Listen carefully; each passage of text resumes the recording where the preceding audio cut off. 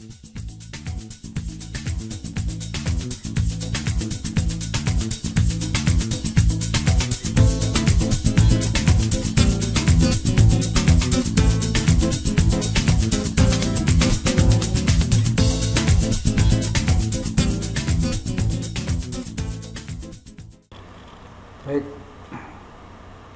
Assalamualaikum warahmatullahi wabarakatuh. Selamat pagi anak-anakku. Pertama-tama saya ucapkan selamat datang, selamat menjadi peserta didik SMA Negeri 1 Cikande. Untuk Anda semua, Bapak ucapkan selamat karena Anda termasuk orang yang beruntung, terpilih, diterima menjadi peserta didik SMAN 1 Cikande. Baik,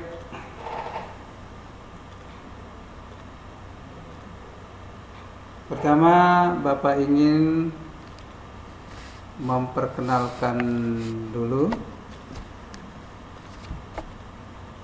Nama Bapak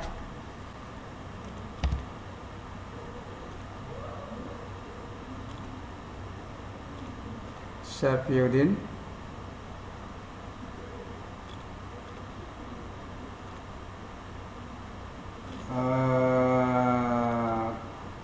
Pengampu bidang studi sosiologi. Kemudian tugas tambahan di sekolah ini, samping sebagai guru, tugas tambahannya adalah Wakasek bidang humas. Baik anak-anakku yang Bapak banggakan, untuk materi MPLS tahun ajaran ini, tahun ajaran 2020-2021,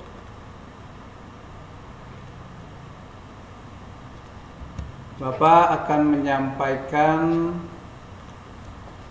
materi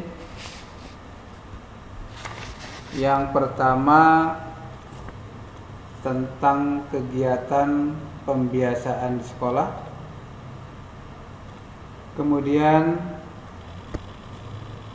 yang kedua program dan cara belajar, yang ketiga bimbingan masuk perguruan tinggi negeri. Anak-anakku yang Bapak cintai, pendidikan nasional kita sedang menggiatkan pendidikan karakter, di mana pendidikan karakter atau character education dalam konteks sekarang sangat relevan untuk mengatasi krisis moral yang sedang melanda bangsa ini. Pendidikan karakter digalakkan dalam rangka mempersiapkan generasi yang berkualitas, bukan hanya untuk kepentingan individu warga negara, tetapi juga untuk warga masyarakat secara keseluruhan. Baik, kita mulai saja dengan materi yang pertama, yaitu terkait dengan kegiatan pembiasaan di sekolah. Kegiatan pembiasaan di sekolah ini merupakan salah satu proses upaya yang dilakukan secara terus-menerus untuk membentuk suatu perilaku,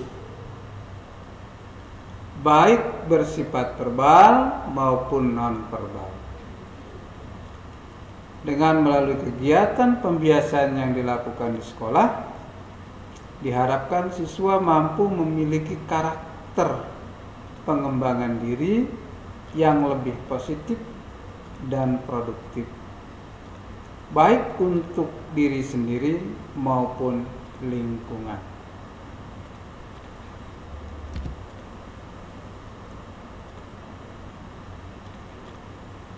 Kemudian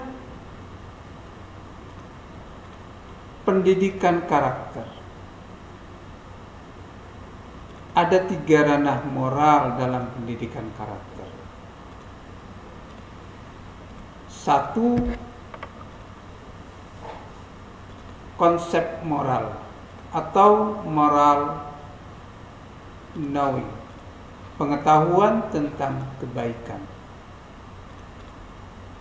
Yang kedua, sikap moral atau moral feeling, keinginan untuk berbuat baik. Yang ketiga, perilaku moral atau moral behavior,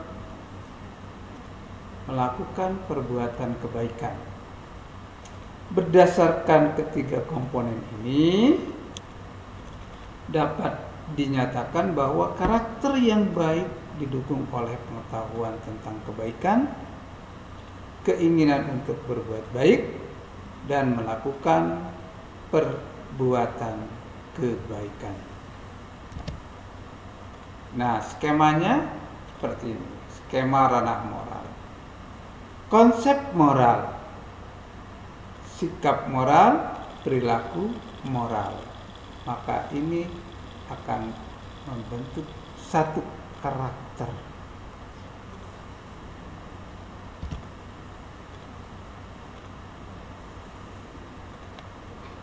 Baik, kita lanjut. Kategori pembiasaan di sekolah. 1, pembiasaan rutin. Yang kedua, pembiasaan spontan. Yang ketiga, pembiasaan terprogram. Yang keempat, pembiasaan keteladanan. Baik, kita akan kupas satu persatu dari keempat pembiasaan ini. Yang pertama, pembiasaan rutin. Apa sih kegiatannya? Apa sih yang harus dilakukan? Pembiasaan rutin, kegiatan yang dilakukan secara reguler dan terus-menerus di sekolah. Contohnya,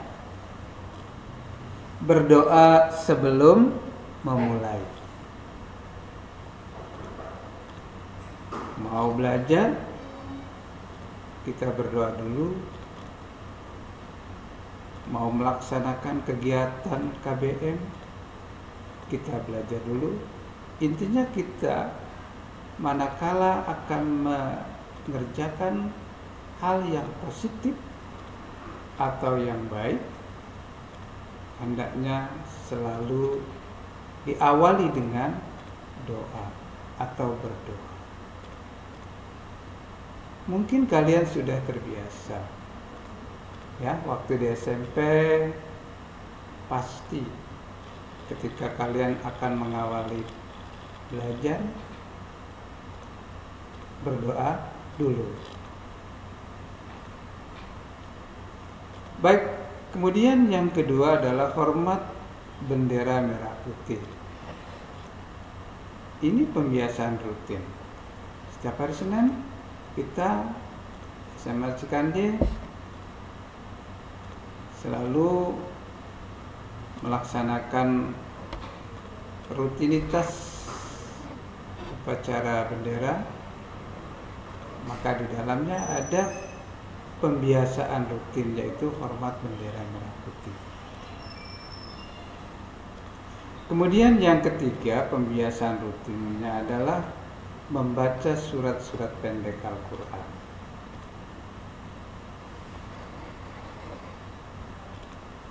Yang keempat, tadarus Al-Quran. Jadi sebelum pelaksanaan KBM, 10 menit kita mengadakan pembiasaan tadarus Al-Quran terlebih dahulu. Dan yang berikutnya adalah sholat zuhur berjamaah. Semua warga belajar, siswa-siswi SMA Negeri 1 Cikande, diwajibkan untuk melakukan atau melaksanakan sholat zuhur berjamaah. Fasilitas sudah disiapkan, jadi tidak ada alasan. Musola sudah 2 lantai, insya Allah bisa mencukupi ya. Jadi kalian nanti setiap hari biasakan untuk sholat zuhur berjamaah, kecuali yang non muslim. Bagi yang muslim wajib untuk melaksanakan sholat zuhur berjamaah. Kemudian ada pembiasaan rutin yang lainnya, yaitu infak siswa. Biasanya ini dikoordinir oleh pembina rohis ya. Jadi setiap hari Jumat ada yang namanya infak siswa. Tidak dipasti berapa pungutannya, karena ini sifatnya infak sedekah. Jadi silahkan seikhlasnya, tidak ada batasan. Kemudian yang berikutnya adalah kebersihan kelas. Kalian nanti semua ya wajib menjaga kebersihan kelas. Kelas yang bersih, kelas yang indah, nyaman untuk digunakan proses kegiatan belajar mengajar. Kenyamanan itu bukan untuk siapa-siapa, untuk kalian sendiri ya. Jadi upayakan nanti kelas dalam kondisi bersih, tidak ada sampah berserakan. Awas kebiasaan, suka ada yang habis makan sisa makanan atau plastik pembungkus makanannya itu ditaruh di laci meja. Padahal itu mengotori. Kemudian kalau kelas itu tidak bersih, tidak nyaman, tidak indah, kalian sendiri yang akan merasakannya. Jadi di sini wajib semua harus bekerja sama. Bagaimana menciptakan kelas itu menjadi nyaman untuk belajar. Berarti harus bersih, indah, rapi, tertib. Baik, kita lanjutkan. Pembiasaan yang berikutnya adalah pembiasaan spontan. Ya, kalau tadi pembiasaan rutin, sekarang pembiasaan spontan. Kegiatan yang dapat dilakukan tanpa dibatasi oleh waktu, oleh tempat maupun ruang. Pembiasaan spontan ini seperti membiasakan mengucapkan salam dan bersalaman kepada guru, karyawan, dan sesama siswa. Jadi biasakan kalian nanti ya, kalau sudah aktif belajar tatap muka, biasakan mengucapkan salam. Pada siapa? Pada guru, pada karyawan, atau sesama teman kalian. Mudah-mudahan sekarang yang sedang terjadi, yang sedang mewabah virus COVID-19 segera berlalu. Nanti kita bisa mengaplikasikan pembiasaan seperti ini ya. Salaman, kalau sekarang sepertinya masih ini ya, berjabatan tangan masih ada yang ragu-ragu karena kita saling waspada. Mudah-mudahan segera berlalu. Nanti kebiasaan mengucapkan salam dan bersalaman ini tetap kita jalankan. Kemudian pembiasaan spontan yang berikutnya adalah membiasakan bersikap sopan dan santun. Nah, ini perlu ya. Kalian diharapkan semua dengan siapa, di mana, apapun, dalam situasi seperti apapun, biasakan bersikap sopan dan santun, saling menghormati, saling menghargai ya. Kemudian yang berikutnya adalah membiasakan membuang sampah pada tempatnya. Ini kalau kalian di rumah suka bersih-bersih, kalau di rumah kalian suka rapi, tertib, buang sampah di tempatnya, nah di sini juga dituntut untuk itu. Kalian harus membuang sampah pada tempatnya di setiap kelas, di depan kelas, di depan kantor, ruang guru, bahkan setiap sudut bangunan disediakan tempat sampah.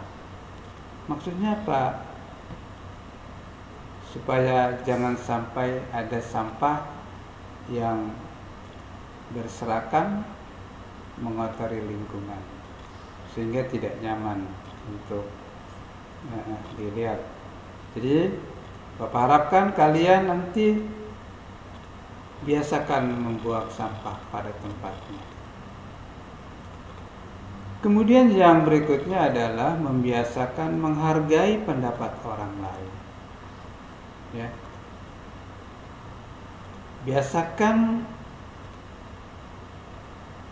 kita menghargai. Jangan mengedepankan ego. Apa itu ego ya?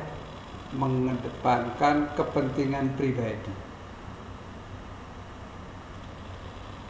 Biasakan, karena nanti yang datang, yang berkumpul di sekolah ini, warga belajar di sini ini berasal dari latar belakang yang berbeda, dari suku yang berbeda, bahasanya beda, bahkan agamanya pun ada yang non-muslim beda. Jadi kalian biasakan membangun sikap saling menghargai pendapat orang lain. Jangan pengen pendapat sendiri saja yang ingin dihargai, tetapi kalian belajar bagaimana menghargai pendapat orang lain. Karena masukan dari orang lain itu juga tidak semuanya kurang baik, tetapi pendapat orang lain itu juga bisa nanti akan menjadi motivasi untuk kalian. Maka di sini perlu saling menghargai. Yang berikutnya adalah pembiasaan spontan, membiasakan meminta izin.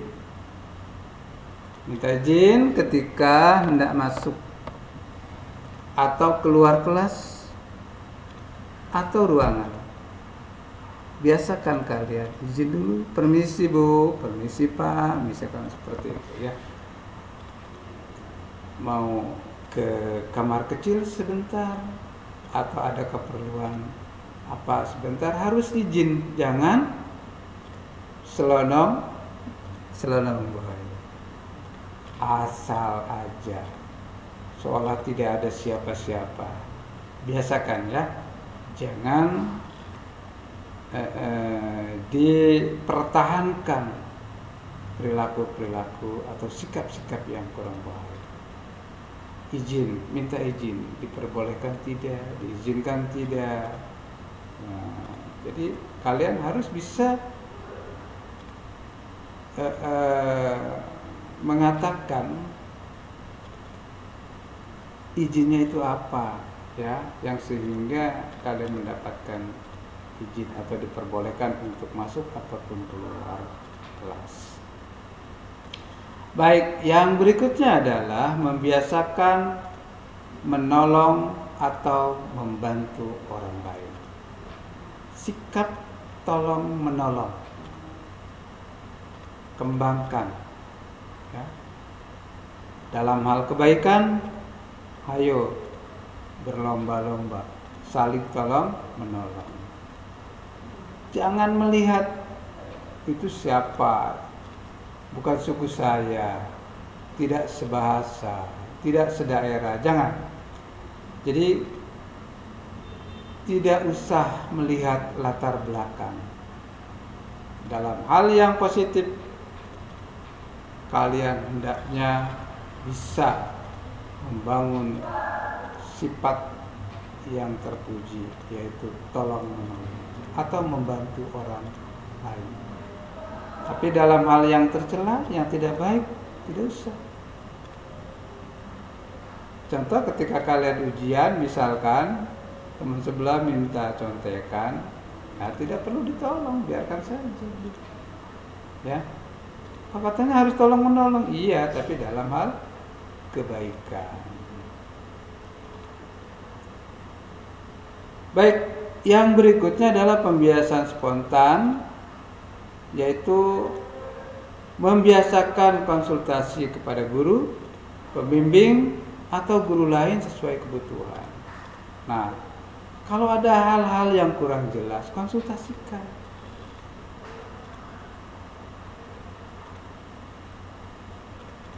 Dengan siapa? Dengan guru pembimbing atau guru lain atau wali kelas, ya. Pembimbing itu wali kelas. Jangan sampai kalian merasa tidak dikenali oleh wali kelasnya. Padahal wali kelas kan harus banyak mengingat binaannya. Jadi tentunya kalian yang harus membangun komunikasi, ya, dengan guru pembimbingnya atau wali kelasnya, sehingga nanti akrab kalian, ya. Jangan sampai ada ceritanya wali kelasnya dianggap cuek, tidak acuh terhadap kalian. Jangan seperti itu. Jadi kalian yang harus membangun komunikasi, ya. Biasakan konsultasi kepada guru pembimbing atau guru lain sesuai kebutuhan. Oke. Selanjutnya adalah pembiasaan yang terprogram. Kegiatan terprogram merupakan kegiatan yang dilaksanakan secara bertahap, disesuaikan dengan kalender pendidikan atau jadwal yang telah ditetapkan sekolah. Apa sih kegiatan-kegiatan yang terprogram ini? Pembiasaannya sini contohnya kegiatan kelas meeting, itu sudah terprogram, ya. Biasanya dalam tahun ajaran ada di akhir semester itu ujian akhir tahun, kita akhir semester, ya, biasanya kita mengadakan kegiatan kelas meeting. Biasa kalian juga sudah sering mungkin, ya, waktu kalian di SMP atau di MTS mengadakan kegiatan semacam ini, kelas meeting. Jadi sudah tidak aneh lagi sebetulnya. Nah, di sini pun sama, tentunya disesuaikan dengan kalender pendidikan. Baik, yang berikutnya adalah kegiatan memperingati Hari-Hari Besar Nasional atau PHBN.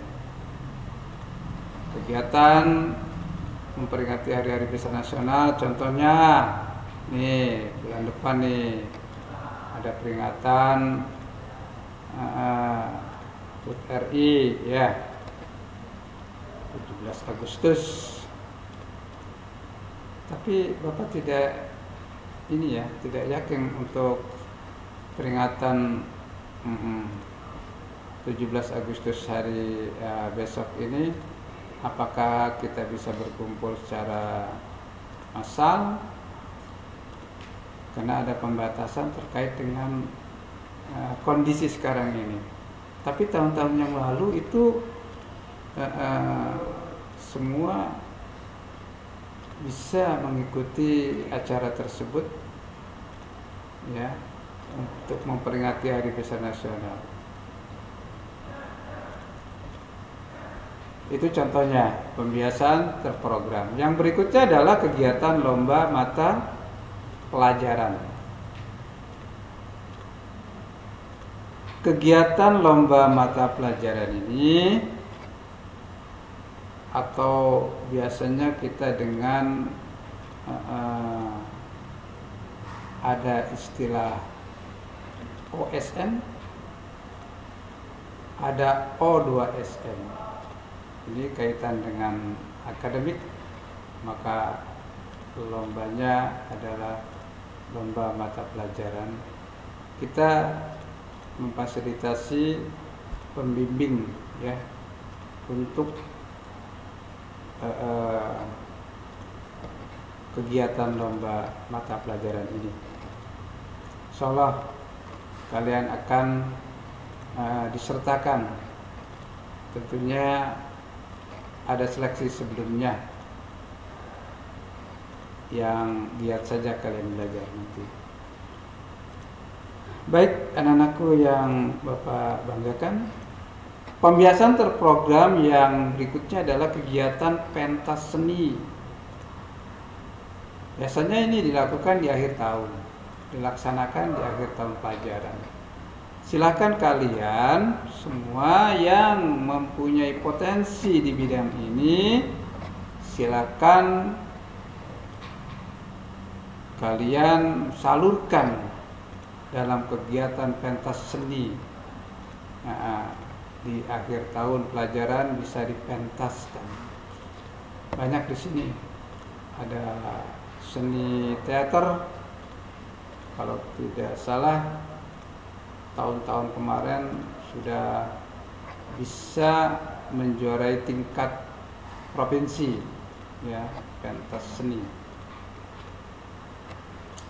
Silakan kalian nanti yang punya potensi di bidang seni konsultasi dengan pembina atau pelatih seninya. Kemudian pembiasaan terprogram berikutnya adalah kegiatan perkemahan. Ini kaitannya dengan kepramukaan.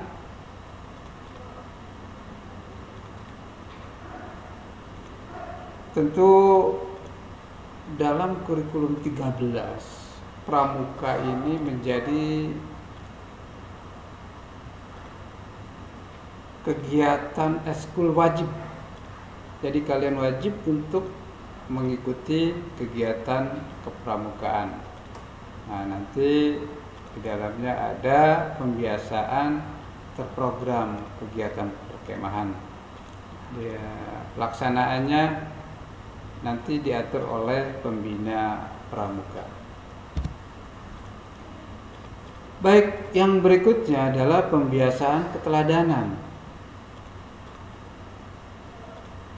Kegiatan keteladanan yaitu kegiatan dalam bentuk perilaku sehari-hari yang dapat dijadikan contoh atau teladan. Contohnya membiasakan berpakaian rapi. Bapak harap kalian wajib ya sebagai siswa-siswi SMA Negeri 1 Cikande wajib membiasakan diri untuk berpakaian rapi. Tentunya sesuai dengan hari seragam yang ditentukan. Awas, perhatikan nanti kalian berpakaian rapi, tapi juga perhatikan seragam hari apa yang harus kalian kenakan. Kalau misalkan hari Senin, kalian harus berpakaian seragam rapi, abu-abu, putih, kemudian berdasi, kemudian pakai topi, kemudian pakai sepatu warna hitam. Itu yang harus kalian kenakan. Jangan pakai batik. Rapi batiknya memang, tapi tidak pada tempatnya. Jadi bukan hanya rapi, tetapi kalian juga harus memperhatikan hari-hari yang ditentukan, ya. Rapi tidak mesti mahal. Yang penting bersih, rapi, tidak perlu mahal. Disetrika supaya kelihatannya rapi, walaupun harganya relatif tidak terlalu mahal. Kalau disetrika kelihatannya bagus, enak, nyaman dilihat. Dan tentunya kalau kalian berpakaian rapi, itu menandakan kalian sudah siap untuk mengikuti pembelajaran. Ya, biasakan ya berpakaian rapi. Yang laki-laki rambutnya disisir, ya, yang rapi pakai minyak rambut. Awas, rambutnya jangan sampai melewati kerah. Jangan panjang di depan menutupi mata, jangan, ya, sampai telinganya tertutup, kemudian ke belakangnya sampai menutupi kerah baju, itu jangan. Itu juga nanti akan mengurangi kerapian. Ingat, rambut jangan dicat merah, cat kuning, terus saya. Baik, yang berikutnya adalah membiasakan datang tepat waktu. Nah, ini yang harus diperhatikan juga. Kalian harus biasa datang ke sekolah tepat waktu. KBM dimulai jam 7.00 sampai jam 15.30. Jam 7 belum nyampe sekolah, gerbang akan tertutup. Kalian tertahan di gerbang, tidak bisa masuk. Makanya usahakan jam 7 kurang 15 menit kalian sudah ada di tempat. Maksudnya di sekolah ini, ya. Harus. Pak, saya jauh. Kalau jauh ya perhitungkan. Dari rumah menuju sekolah berapa jam, berapa menit, perhitungkan supaya nanti ketika sampai sini, sampai sekolah ini kalian tidak ketinggalan. Kalau misalkan makan waktu dari rumah sampai sekolah ini setengah jam, berarti kalian harus bangun jam berapa, sarapan, kemudian berangkat jam berapa supaya sampai sini jangan sampai ketinggalan. Ingat, jam 7 tepat itu sudah dimulai KBM. Bukan kalian saja. Guru juga kalau yang telat tidak bisa masuk. Dikunci gerbangnya. Ya, begitu. Jadi kebiasaan-kebiasaan yang tadinya agak santai ketika di SMP, datang siang, kemudian berpakaian asal-asalan, tidak rapi. Mulai sekarang kalian harus benahi, harus perhatikan pembiasaan-pembiasaan seperti ini, ya. Harus ada perubahan. Kalau kalian anak yang pertama di keluarga kalian, kemudian setelah sekolah di Semancik berubah, tentu kalian akan menjadi teladan. Oh iya ya, ternyata setelah sekolah di sana rapi, waktunya bisa di-manage dengan baik, diatur dengan baik. Tentu kalian akan menjadi kebanggaan bagi orang tua kalian. Awas, jangan ada kasus begitu telat ditanya, kenapa kamu telat? Jawabnya apa? Kesiangan. Kenapa kesiangan? Semalam tidurnya larut malam. Kenapa? Habis begadang. Bukan habis belajar, tapi habis begadang, main game. Giliran di sekolah tidur. Ingat, kami di sini hanya akan melayani anak-anak didik yang betul-betul ingin belajar, yang mau dibina. Yang tidak mau dibina, lebih baik mulai dari sekarang mundur alon-alon, karena nanti dibinasakan. Dan kalau perilakunya seperti itu terus, kesiangan, telat, tidak rapi, bolos, wah itu bisa saja nanti terancam untuk tidak naik tingkat. Ya, banyak kemarin yang tidak naik tingkat karena alasan atau alfanya banyak. Kemudian yang berikutnya adalah membiasakan berbahasa dengan baik. Biasakan kalian bertutur kata menggunakan bahasa Indonesia yang baik dan benar. Jangan menggunakan bahasa pasaran, lu, gue, jangan ya. Lu kemana lu? Jangan. Kalau yang kamu sama kakak kelas ya panggillah kakak. Gitu ya. Jadi gunakan bahasa Indonesia yang baik dan benar. Mulai sekarang kalian biasakan berbahasa yang baik, berbahasa Indonesia yang baik. Bahasa ibu gimana? Bahasa ibu jangan dihilangkan, cuma karena di sini dari latar belakang yang berbeda, kita harus bisa menyesuaikan diri. Pakailah bahasa Indonesia, bahasa nasional, supaya jangan ada ketersinggungan. Kalau dari yang diajak bicaranya itu sedaerah, bahasanya sama, mungkin akan berinteraksi dengan baik.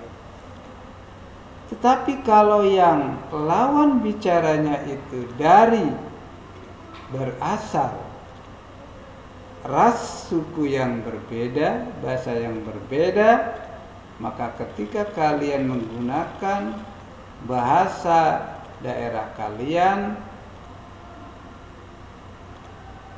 kalau dia tidak mengerti nanti akan menimbulkan prasangka yang tidak baik. Bagaimana caranya untuk menghilangkan itu? Gunakan bahasa Indonesia yang baik. Ya, karena banyak loh. Kan ada bahasa itu bahasa Jawa, bahasa Sunda, ada yang dari Batak, ada yang dari Palembang, ada yang dari mana lagi? Lampung, kan beda-beda bahasanya. Kadang-kadang ucapannya sama tapi artinya beda. Nah, itu kalau penempatan itu tidak pas, nanti akan menimbulkan ketersinggungan. Kalau sudah ada ketersinggungan, nanti terjadilah disharmoni. Bapak tidak menginginkan di antara kalian ada karena kesalahpahaman yang sedikit kemudian membesar menjadi blok-blok sehingga timbul geng-geng. Tidak. Bapak tidak menghendaki seperti itu. Maka pembiasaan ini harus ditekankan, ya. Artinya dengan membiasakan berbahasa dengan baik dan benar.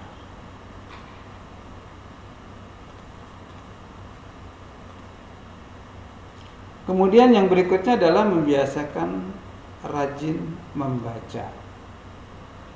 Ada waktu-waktu luang, waktu-waktu yang senggang, isi dengan hal yang positif. Dengan apa? Dengan membaca. Baca. Nah, di sini setiap ruangan yang kosong ada media literasi, baca. Perpustakaan lengkap, baca. Apa saja baca. Karena dengan membaca kalian akan mengetahui lebih luas lagi tentang dunia ini. Biasakan rajin membaca. Baca. Kemudian yang berikutnya adalah membiasakan bersikap ramah. Kalian bertutur katalah yang baik, bersikaplah yang santun. Bagaimana kalian tentu harus bisa membedakan mana yang baik, mana yang tidak, mana yang layak, mana yang tidak, patut, tidak. Semuanya itu kalian harus bisa menilai, ya. Kemudian aplikasikan dalam sikap, dengan sikap yang ramah. Kepada siapa? Kepada siapapun. Ramah kepada siapapun warga belajar di sini, ya. Kalau di lingkungan sini dengan warga belajar SMA Negeri 1 Cikande, di luar juga harus kalian ramah. Karena tetap saja kalau kalian masih dalam statusnya pelajar SMA N1 Cikande, maka ketika kalian bersikap tidak ramah di luar pun sekolah ini akan terbawa. Pasti mereka akan bertanya dalam hatinya, siapa sih dia? Anak sekolah mana sih? Ya, ngomongnya kok nggak teratur, ngomongnya kayak di apa ya? Pokoknya harus ramah, bertutur kata yang santun. Ya, itu pembiasaan keteladanan. Baik, kita masuk ke materi yang kedua. Materi yang kedua yaitu tentang program dan tata cara belajar. Program dan tata cara belajar. Belajar, apa itu belajar? Ya. Baik, adalah upaya untuk memperoleh kepandaian atau ilmu pengetahuan. Jadi belajar itu upaya untuk mendapatkan ilmu pengetahuan. Belajar juga dapat diartikan sebagai kegiatan berlatih.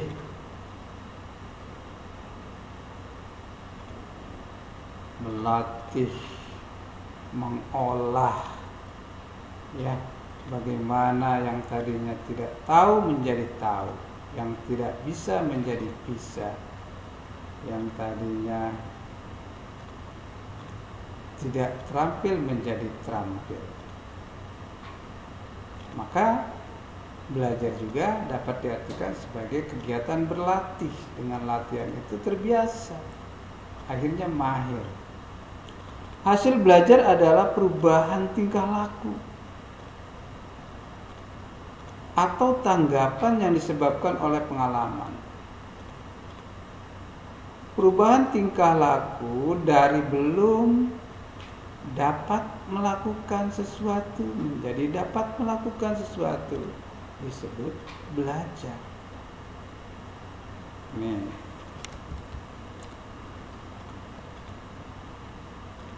Kemudian prinsip-prinsip belajar. Perhatikan,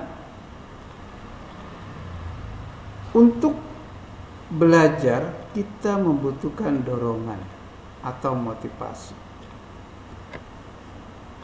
Kalian ingin bersekolah di sini, bagaimana caranya supaya bisa diterima di SMA N1 Cikande? Tentu ada dorongan atau motivasi. Begitu juga prinsip belajar, ya. Jadi prinsip belajar, satu, untuk belajar kita membutuhkan dorongan atau motivasi. Yang kedua, untuk dapat belajar baik kita harus memusatkan perhatian pada hal yang sedang kita pelajari. Fokus. Kalau kalian sedang diberikan materi atau pelajaran dari guru, kalian harus fokus, serius, jangan main-main, jangan bercanda, ya. Jadi apa yang disampaikan kalian serap dengan baik supaya hasilnya maksimal. Kemudian yang berikutnya adalah untuk lebih memantapkan hal yang kita pelajari di sekolah. Sebaiknya jangan merasa cukup hanya mendengarkan penjelasan guru di sekolah. Jadi untuk lebih mempertajam, memperdalam hal yang kalian pelajari di sekolah, boleh kalian cari informasi sumber-sumber yang lain. Apa benar? Bagaimana? Oh iya, cari di internet. Di mana banyak media-media sekarang yang mendukung untuk memantapkan hal yang kalian pelajari di sekolah. Jadi jangan merasa cukup dengan hanya mendengarkan penjelasan dari guru di sekolah. Karena kalau mengandalkan dari guru saja, waktunya terbatas. 2 kali pertemuan, 2 kali 45 menit, setelah itu ganti. Berarti kalian perlu pemantapan dari sumber-sumber yang lain dalam mendukung apa yang kalian telah pelajari. Harus aktif, harus kreatif, ya. Kemudian berikutnya adalah kita harus meyakini bahwa semua pelajaran yang diterima akan berguna bagi kita nanti. Jadi kalian tanamkan dalam hati kalian bahwa ilmu yang kalian serap dari guru-guru kalian, kalian harus yakin bahwa ini adalah ilmu yang suatu saat nanti betul-betul akan berguna. Ingat, ilmu itu membawa seseorang ke tingkat yang tinggi, ya. Kalau orang yang berilmu pasti akan ditinggikan derajatnya. akan dimuliakan dimanapun Anda berada, dimanapun Anda tinggal.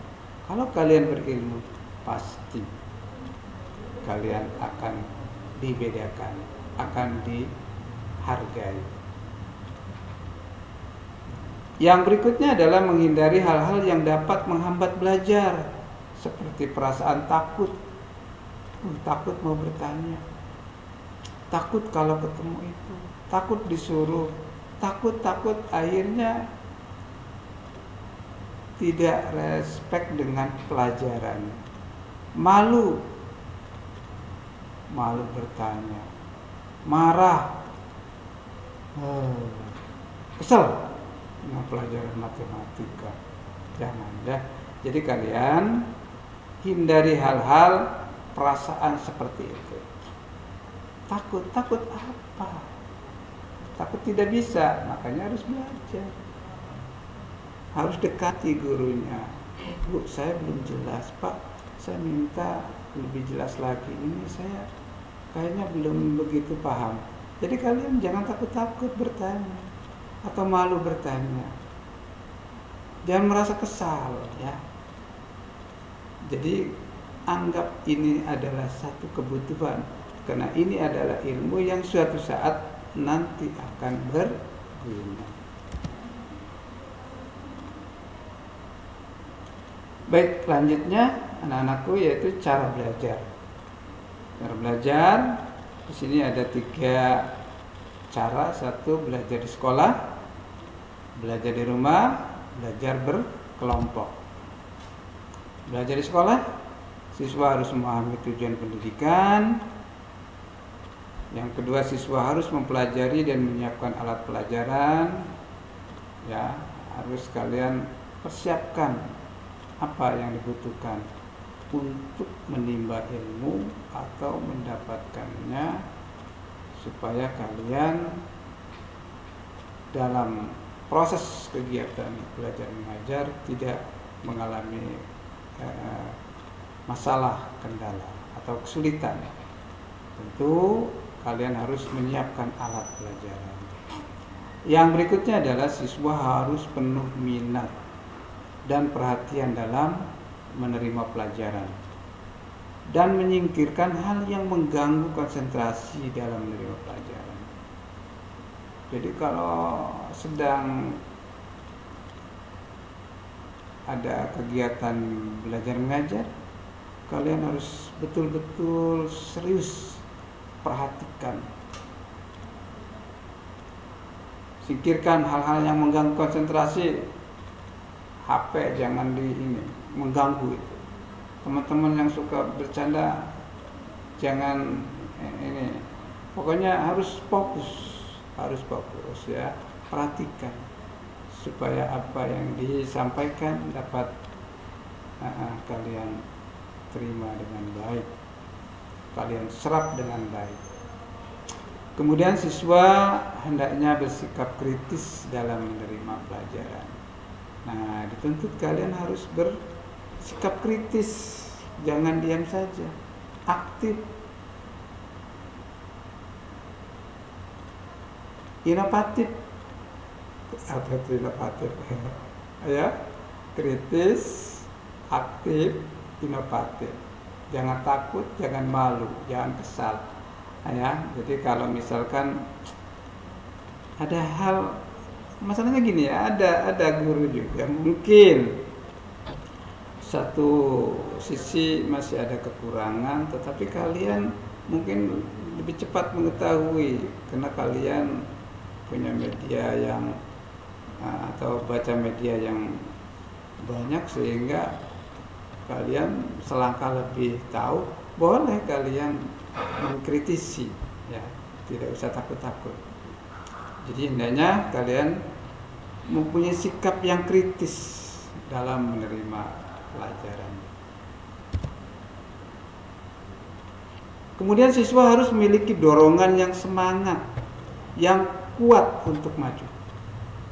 Pokoknya saya harus bisa, pokoknya harus bisa. Jangan, aduh saya nggak bisa nih, saya jaga. Jadi tanamkan semangat yang kuat, memiliki sifat ingin tahu. Gimana caranya? Bagaimana terus tanya sampai kalian menguasai. Ya, memiliki sifat ingin tahu dan ingin menguasai ilmu pengetahuan. Coba lagi terus sampai kalian mengerti betul. Kemudian siswa hendaknya menghindari sifat malu bertanya. Malu bertanya sesat di jalan. Jangan malu bertanya untuk minta penjelasan mengenai hal yang kurang dipahami. Maaf Pak. Nah, tapi tetap kalian kalau mau bertanya dalam koridor yang sopan, artinya minta maaf dulu. Maaf Pak, maaf Bu, saya mau bertanya tentang ini, saya belum begitu paham, jadi minta penjelasan kembali. Tidak masalah, jangan malu.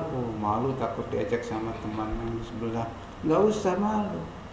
Sebetulnya pertanyaan itu bisa saja mewakili dari teman-teman yang lainnya yang belum bertanya. Jadi kalian sudah lebih maju, sehingga itu juga membantu teman-teman yang mau bertanya terhadap hal yang sama Anda tidak paham. Kemudian yang berikutnya adalah siswa harus mengikuti pelajaran dengan aktif. Artinya siswa tidak hanya mendengarkan tapi juga berinisiatif dalam memahami pelajaran dengan membuat catatan yang diperhatikan. Jadi kalian harus aktif, jangan bengong saja. Jangan diam saja. Dengar, duduk, catat. Jangan. Jadi harus kalian aktif. Wah, ini kayaknya kurang ini Bu. Pak, ini harusnya begini. Gimana kalau misalkan harus aktif ya. Siapa yang belum mengerti, cepat acungkan tangan. Siapa yang mau berpendapat, kemukakan argumentasinya. Jangan diam saja. Aktif ya. Kemudian setibanya di rumah, siswa harus mengulangi kembali hasil pelajaran yang dipelajari di sekolah. Jadi hal-hal yang diulang-ulang itu akan selalu menempel di memori kalian. Jangan sudah selesai dari sekolah, pulang, tasnya taruh blek, tidak dibuka-buka lagi. Besok ambil, begitu lagi taruh, tidak dibuka. Yang baik adalah diulang kembali. Pelajaran yang sudah diberikan di sekolah diulang kembali. Ya, dipahami ya. Dipahami ini. Jadi kalau kalian terus melakukan hal-hal mengulangi terus kembali hasil pelajaran yang dipelajari, itu akan menambah kekuatan ingatan kalian. Sukses untuk Anda nanti. Kemudian yang berikutnya adalah belajar di rumah. Siswa dalam menuntut ilmu harus memiliki konsentrasi dalam belajar. Dan untuk dapat belajar di rumah secara baik, hendaknya memilih waktu dan tempat yang tepat serta nyaman, sehingga dapat berkonsentrasi dalam belajar. Siswa perlu dan harus belajar di rumah setiap hari dalam waktu tertentu, bukan terus-menerus tanpa henti. Ya, di rumah juga gunakan untuk belajar, tapi juga tidak melulu belajar. Kalian perlu juga penyegaran. Ya, tidak melulu terus belajar tanpa henti. Baik. Berikutnya adalah belajar berkelompok. Siswa yang belum memahami suatu hal dapat memperoleh penjelasan teman yang sudah paham. Sebaliknya, siswa yang sudah paham akan lebih mahir karena ia mengutarakan hal yang sudah diketahui. Jadi saling memberi ya, saling memberi. Kalau kalian ada pada posisi yang sudah mengerti, boleh ditransfer atau dibagikan kepada teman kalian yang belum memahami, sehingga semua menjadi paham, ya. Jadi jangan saya sudah tahu, masa bodoh amat dengan yang lain. Jangan seperti itu. Kalian harus mau berbagi ilmu. Nah, kemudian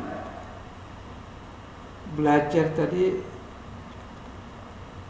poin yang berikutnya adalah pemanfaatan perpustakaan. Kemudian pengaturan atau manajemen waktu. Kalian harus bisa mengatur waktu. Anak-anakku masih semangat? Kita lanjutkan dengan materi yang terakhir ya, yaitu bimbingan perguruan tinggi. Sekolah menengah atas atau SMA tidaklah sama seperti sekolah menengah kejuruan atau SMK. Kita ini SMA, ya. Di sana ada SMK yang membedakan A dan K. SMA dirancang untuk memenuhi jenjang pendidikan lanjutan atau perkuliahan. Tapi SMK memang disiapkan lulusannya untuk di dunia industri, untuk kerja. Tetapi kalau SMA dirancangnya itu untuk menempuh jenjang pendidikan yang lebih tinggi lagi. Jadi kalian belajar di sini diharapkan nanti mampu untuk menempuh jenjang yang lebih tinggi lagi. Ya. Jangan berhenti di SMA saja. Tapi tidak menutup kemungkinan, mungkin saja karena ekonominya belum mencukupi, tapi banyak juga yang bekerja ya. Tapi kalau kalian masih semangat, kerja sambil kuliah bisa. Nah, ngomong-ngomong masalah kuliah, ada jalur masuk perguruan tinggi. Sini Bapak akan menerangkan yang perguruan tinggi negeri, tidak swasta. Nah, jalur masuk perguruan tinggi negeri ada 3 jalur. Satu jalur SNMPTN, ya, SNMPTN. Apa sih itu? Seleksi Nasional Masuk Perguruan Tinggi Negeri. Yang kedua jalur SBMPTN, Seleksi Bersama Masuk Perguruan Tinggi Negeri. Yang C jalur mandiri, ya. Kalau jalur SNMPTN ini biasanya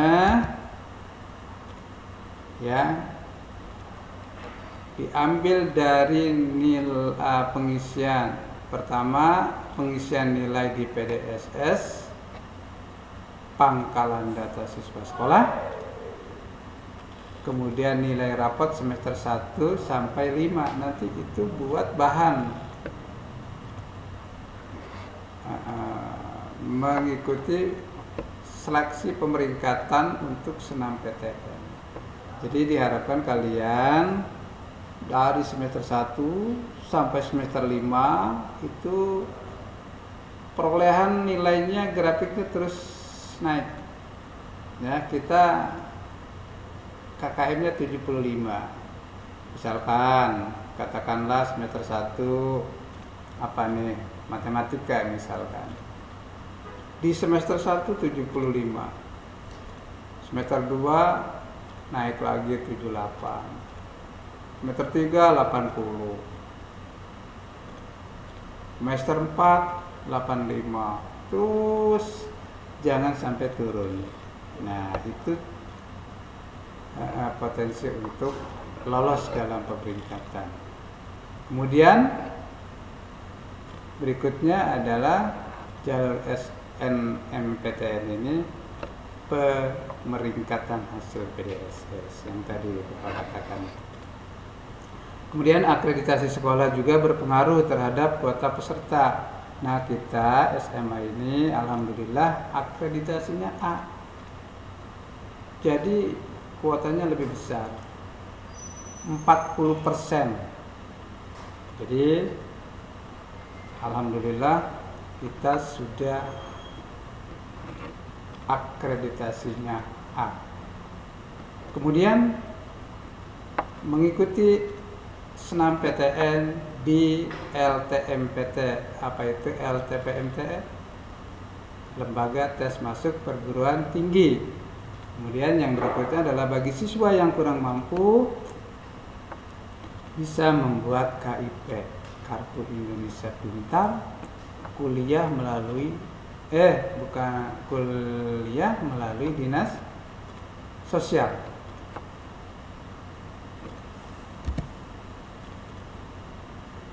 Kemudian yang berikutnya, sebelum ke jalur SBMPTN, informasi tahun kemarin alhamdulillah yang lolos senam PTN kakak kelas kalian sebanyak 30 siswa di berbagai perguruan tinggi negeri, ya, di berbagai perguruan tinggi negeri, bukan swasta. Nah, ada dua, ada senam PTN kalau yang di dinas, kalau yang di jalur depan itu ada senam PTKIM. Itu kakak kelas kalian juga ada yang mengikuti lewat jalur itu, diterima sebanyak 7 orang. Untuk yang lainnya informasinya belum diterima, tapi itu yang sudah jelas. Baik, kemudian jalur yang kedua adalah jalur SBMPTN, yaitu 1. Membuat akun di LTMPT. Kemudian yang berikutnya mengikuti UTBK, ujian tertulis berbasis komputer. Nah, kemudian yang berikutnya mengikuti SBMPTN, dan bagi siswa yang kurang mampu bisa membuat KIP, kuliah melalui dinas sosial. Ada satu lagi jalur yang boleh diikuti jika senam PTN tidak lolos, SBMPTN tidak lolos. Jalur yang berikutnya adalah jalur mandiri. Bagaimana? Siswa membuat akun di LTMPT, kemudian mengikuti tes seleksi yang diselenggarakan oleh pihak kampus. Jadi otoritasnya dari kampus untuk yang jalur mandiri ini.